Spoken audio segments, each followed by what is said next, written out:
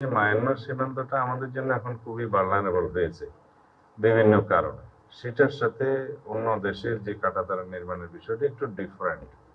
আমরা মায়ানমার সীমান্তে সার্বক্ষণিক একটা দেখেছি আরাকান আর্মির সাথে মায়ানমার সরকারের মিলিটারির সাথে একটা যুদ্ধ অবস্থা সবসময় বিরাজ করছে, যার মধ্যে আমরা স্যান্ডউইচ হচ্ছি অনেকটা।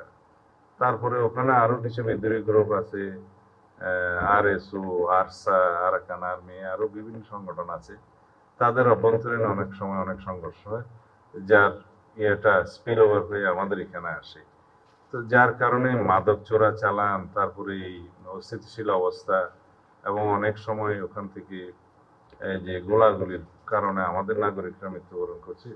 সেই জন্য এগুলো সব অ্যাড্রেস করার জন্য আমরা এখনো পুরোপুরি ফাইনাল সিদ্ধান্তে যাইনি।